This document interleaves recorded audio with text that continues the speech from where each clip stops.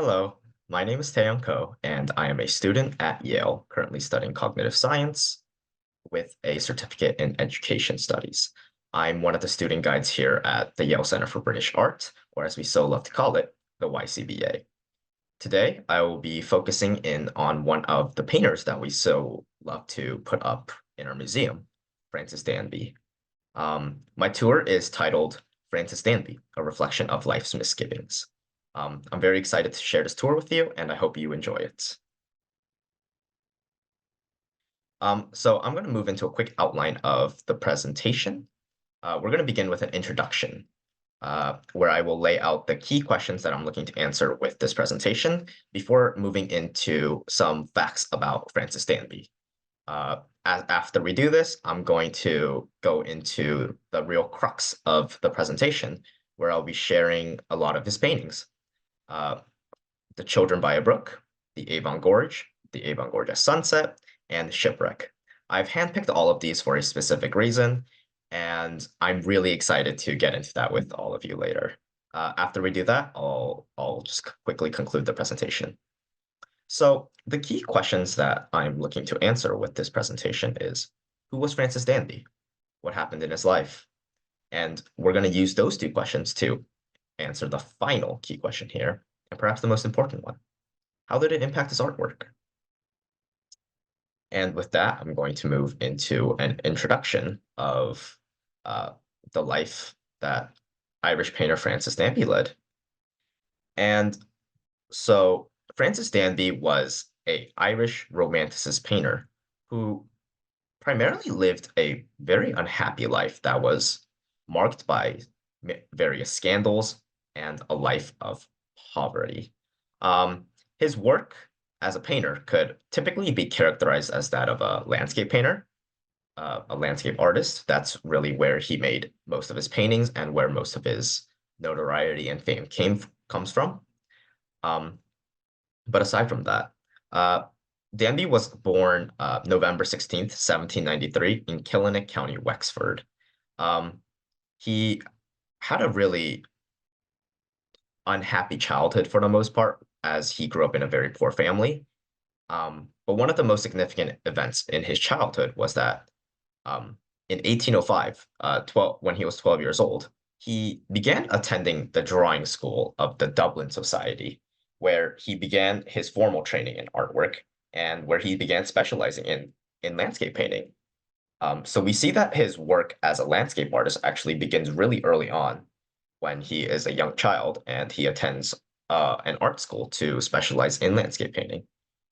Just a year after he begins attending the Dublin Society for art school, um, his father actually dies in 1806, which leaves him penniless and broke.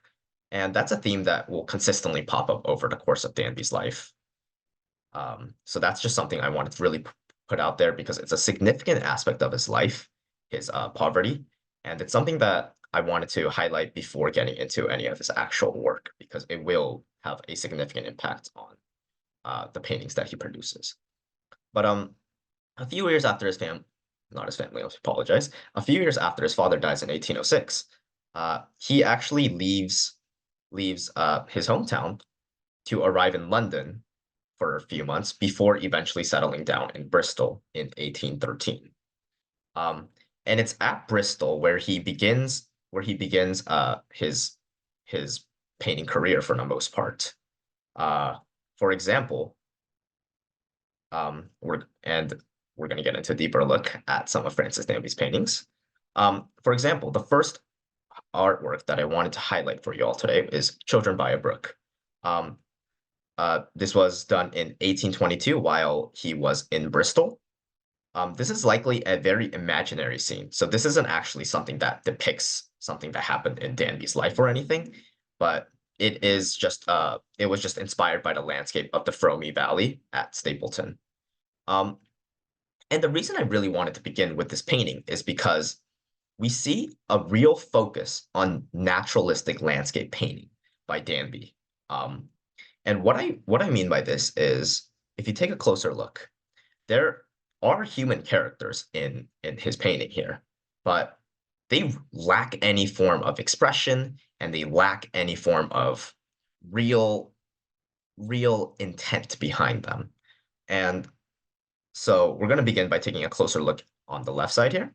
So if we look at the mother, the presumed mother in this painting, you see that she has a real lifeless look. She does have features. She does have her eyes. Danby does paint her nose. Danby does paint her mouth. But for the most part, she seems lifeless. She has no expression. Um, there's just nothing really going on with the mother. And this is further exacerbated when you look at the right side here that I've highlighted. When you take a closer look at the three children who are also in this painting. These children, Danby takes it a step further. These children don't even have facial features. It's expression. Not only is it just expressionless, but they actually don't have any facial features. You can't really see their eyes, their noses. You can see their noses protruding a little, but you also don't really see their mouth. In short, there's a real lack of humanity or detail in the human characters that Danby is portraying here in his painting Children by a Brook. Instead, Danby actually has a much greater focus on the landscape. So if we take a closer look here at the tree and the leaves that are in the same painting here, you'll see such greater detail. You'll see the leaves, which have some of which are in the sunlight, and some of them which are in the shadow of this large tree. You can see the bark of the tree covered by moss or and ivy. You can see how there are the red flowers right there, um, are just standing out in the sea of green, just beautifully painted. You can really see a lot of detail when you look at the tree and its leaves. And I actually included a little bit of the mother here on the bottom left corner, if you take a closer look, because I wanted to highlight just how close Danby had the landscape and the human aspects of this painting. And despite them being so close to each other in the actual painting, there's a real gap in the amount of detail that Danby puts here.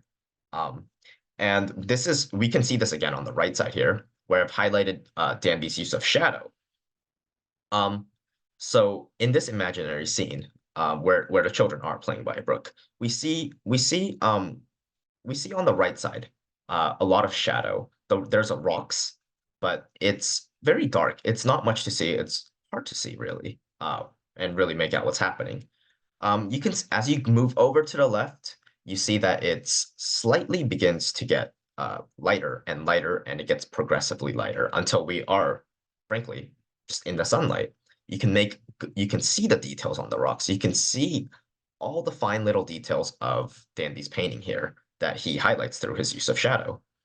And the reason I wanted to focus in on this is because this painting I felt was a great look into Danby's early painting and his style.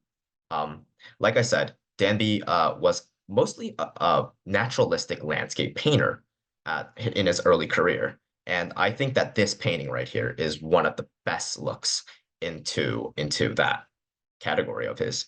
Um, we really see how he has very little detail and focus on his human characters, and instead focuses on more of his naturalistic elements to his painting.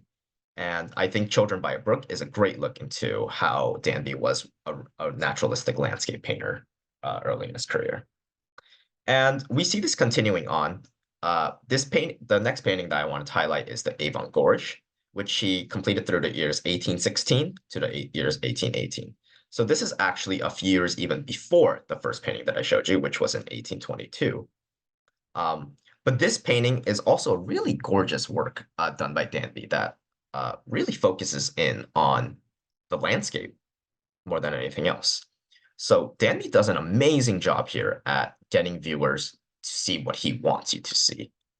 What I mean by this is we see both a water line here, if you take a closer look, as well as a natural horizon, a natural path here. And by having this horizon and water line begin at the bottom of the painting, he draws your attention and wants you to follow the path.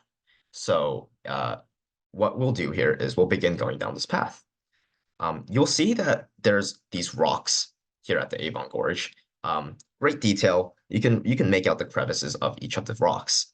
And as you go by, you'll notice that there are, again, a few people.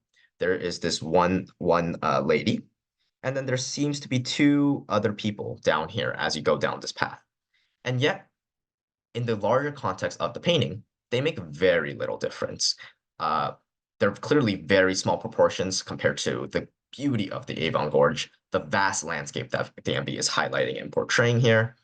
And and you'll see this be further emphasized by Danby the further you go down this path horizon. Um, so we're gonna go down. If you keep going down, you'll see the trees that Danby highlights, again, making great use of shadow. You'll see a lot of these trees are actually covered by the shadow of the actual gorge itself, of the rocks to the left of it. And then you'll see more trees to the right of it, this time not covered up by shadow, and you can see it in great detail how Danby is able to show the landscape of Avon Gorge. And if you follow it even further down this horizon line, you'll see that this path leads you back all the way up here into what leads to a beautiful landscape. We see the skies, this picturesque sky where there's a few wispy clouds with a clear sky in the air, uh, with a clear sky. And you'll see that there's even more landscape. There's this natural water line running, and really, it's just a beautiful image where Danby is really trying to emphasize the landscape behind his painting here. Again, Danby does include a human element to his painting here, but they make for a very small proportion. They're really people are not the focus in Danby's painting here. They make up a really small percentage of the actual landscape that Danby is trying to portray here. And from the Avon Gorge, it's really just clear how Danby's primary focus is on capturing a natural look at a beautiful landscape such as the Avon Gorge. And so I actually want to take a quick pause here to tell you more important facts about Danby's life at this point. So, like I mentioned earlier, Danby actually ran into quite a bit of trouble in his life. Uh, in 1824, about 2 years after he publishes Children of the Brook, Children by a Brook that I showed earlier, Danby actually leaves Bristol for London in a real quick hurry, in an effort to leave behind the substantial amount of debt that he actually accrued during his time at Bristol. So this might come as a surprise to people, as Danby was actually quite successful during his time in Bristol. He had his work purchased by the president of the Royal Academy, Sir Thomas Lawrence, and he was actually elected as an associate member of the Royal Academy. Um, it's this is a pretty big achievement. Being elected as an associate member of the Royal Academy is not an insignificant achievement. It's quite an impressive achievement, and this shows that Danby had some success with his work. At the same time, despite his success at this time, he still managed to get a substantial amount of debt, and it gets to the point where he actually has to leave Bristol in order to escape this debt that he has amounted. Um, and it's also at this point of his life where Danby really begins to turn from the naturalistic landscapes that I have been highlighting here for you to more narrative-based works. And the reason Danby begins to do this is that a few years after he leaves Bristol for London, um, he actually was not elected a full member of the Royal Academy. Like I mentioned earlier, he was elected as an associate member, but in his quest to become elected as a full member of the Royal Academy, he actually lost in 1829 to his rival candidate, John Constable, who we also have a great deal of his paintings here at the YCVA. Wonderful painter. Um, he actually loses the election for the Royal Academy by a total of one vote. So a singular majority, one vote, keeps Danby out as being elected from a full member of the Royal Academy, and he was very bitter about this. He was not happy about this. So not only is he having professional problems in his life, uh, as he's not able to become elected as a full member of the Royal Academy, but it also mirrors his private life.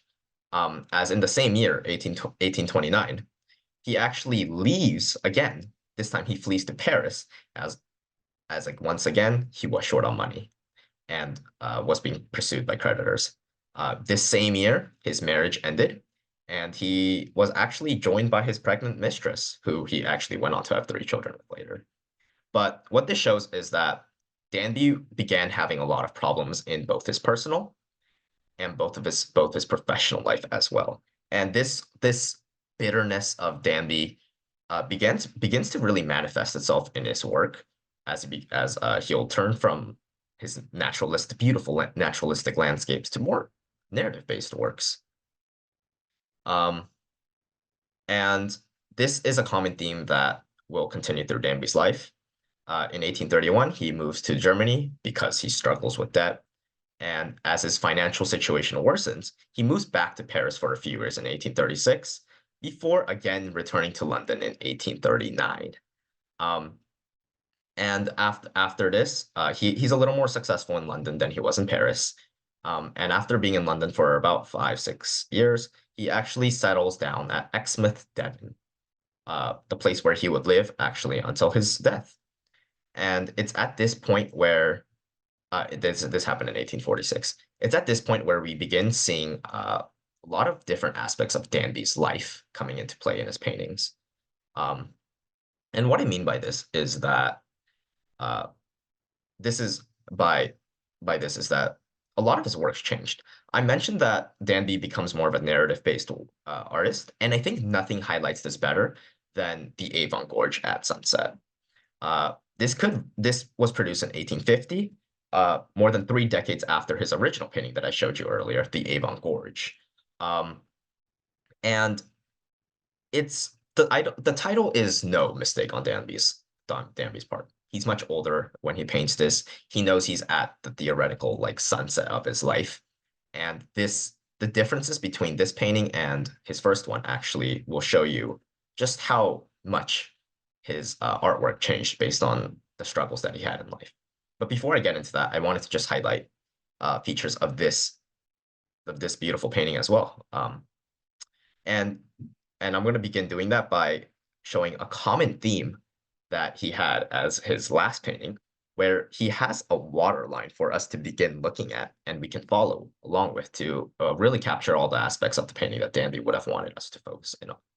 So if you begin here at the left and you follow my cursor, you'll begin by running into these people who seem to be working very hard. So that's a different aspect. So that's something we haven't seen before in his paintings, are people working hard and at the center of his painting, really.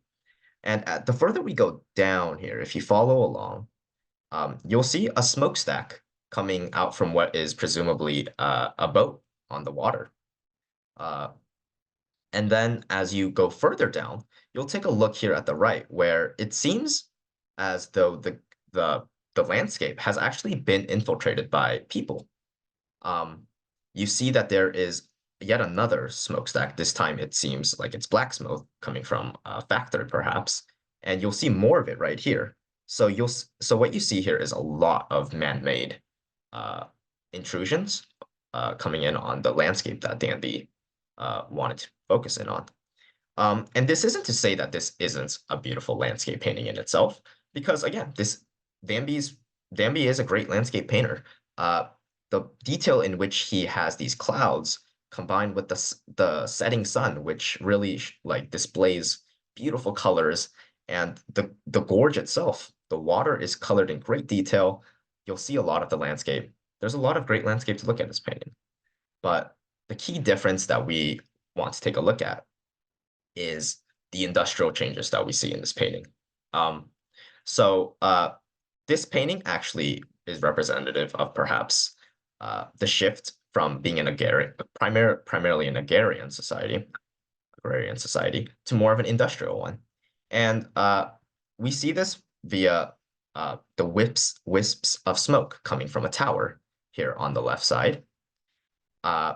Again, this is not something we've seen before in the past. This black smokestack is really indicative of the man-made industrial changes that are coming. And this is also seen again by the two people who are really hard at work, clouded by this black smoke. Danby this isn't an accident on Danby's end. the black smoke that we see surrounding these two people who are very clearly hard at work is likely a result of the industrial changes that we see during this time period. And smoke is, again, a very big theme here in his painting, as we see smoke coming from the boats on the gorge itself. So there's a lot of industrial changes that we're seeing here. Um, and what I really wanted to highlight with this painting was the amount of striking differences you see in these two paintings that I've highlighted today. So on the left was the Avon Gorge, 1816 to 1818, and on the right side is the Avon Gorge at sunset, 1850. So there's really like a 30-year difference between these two things. And so what happens here is that we see a real difference in what has gone on. The left, the Avon Gorge, it's a beautiful landscape for the most part, and there's very little intrusion of human impact. On the right, we see a lot more of the human impact. The landscape is not nearly as much of a focus anymore. It's far more of a narrative-based work, as I mentioned, where Danby is really trying to pick at the industrial changes that we're seeing in society. And what I thought when I first saw the differences in these two paintings was that it really was a reflection of Danby and his personal misgivings, his difficult life. I've talked at length about Danby's trouble in his personal and professional life. He didn't have nearly as much success as he wanted to, and he clearly was not able to make as much money as he had wanted to. He led a very difficult life. And we see in his later work here that perhaps his difficult life led to his more bitter uh, disposition towards perhaps life and perhaps man-made changes that you see towards society, quite frankly. Um, yeah, so the real differences that we see between these two paintings here, I think, are reflective of how Danby's difficult life changed him as a person in the roughly 30 odd years that we see between these two paintings. And this leads me to my final work of the night, Shipwreck, which was also done in 1850. And the little quick fun fact that I want to drop here is that Francis Danby wasn't just a painter. Of course, that's what he was primarily known for. That was his primary passion and all. But he was actually also a very passionate boat builder. And what we see here is that we see him indulging in his lifelong love for landscape and boats. So this is actually really big painting for Francis Danby in a sense because this painting really combines all of his biggest passions in life. And as we see here in Shipwreck, we see a harrowing scene of what is clearly a disaster at sea. The ship has clearly been wrecked upon the shore here, and there are a lot of waves crashing against this capsizing vessel. Its masts right here are broken, the sails are torn, and it looks like it's about to top over and begin sinking. And if you look even further to the right here, you see there are figures, these humans, that are desperately clinging on to the wreckage, um, while there are others also still struggling in the waters. And so the narrative that Danby is really trying to give here in Shipwreck is one of tragedy, it's one of desperation, and it's one of human vulnerability in the face of nature's fury. Um, there's clearly a sense of chaos and danger in this painting. The chaos coming from the breaking waves, the sinking ship, the people desperately clinging on for life, while the danger is clearly can be seen with people struggling to survive. Um, and we see in the background there's a very dark and stormy atmosphere, while there's also a beautiful sunset happening at the same time. So there is this juxtaposition uh, of a beautiful landscape that we know Danby is very capable of drawing, while it's also marred by a more perilous scene where we see a lot of people struggling to save their lives. So despite this like clear bleakness that we see in this scene, there's also a sense of resilience that I see here. Um, we see some of these people are actually reaching out to others looking for support, um, and others who are just determinedly clinging onto the wreckage, refusing to give into the ocean. Um, and I think that this painting is really a testament, on Danby's end, to all that he has had to endure and the strength that he has probably had to show throughout his life in the face of adversity. So, so again, this the later half of Danby's life is really characterized by more narrative-based works on his end, and I think this is honestly one of the most perfect examples. Um, the tumultuous seas, and the people clinging on for dear life are likely representative of what Danby felt his own life had looked like, a life marred by poverty and an unsuccessful painting life, in his eyes at least. Um, and yet, despite that, Danby's depiction of this beautiful landscape in the background, where the sun is still up, and we see the sun setting, but it creates this beautiful contrast where, despite all the perils and the difficulties of life, Danby actually seems to be showing how there is light at the end of the tunnel. Um, so I believe that's the narrative that Danby is trying to depict here. Um, and I think that this painting is just a really beautiful one that really shows all the nuances of Danby's life that he wanted to show. And so this leads me to my conclusion. Francis Danby was clearly a very talented painter. He was primarily known for his landscape works, and that's what he probably had the most acclaim for, and what he was most famous for. Uh, he began his life as this naturalistic landscape painter, which he loved, and while living a very difficult life filled with poverty and such, um, he actually began turning his more naturalistic landscape paintings to more narrative-based works, as I was able to show with the contrasting paintings. Um, so I think the reason I really wanted to highlight Francis Danby today is that I believe that the up both your upbringing and your circumstances in life speak so much to the art that you produce. A lot of the art that we and everyone else loves to produce is oftentimes reflective of who they are as a person.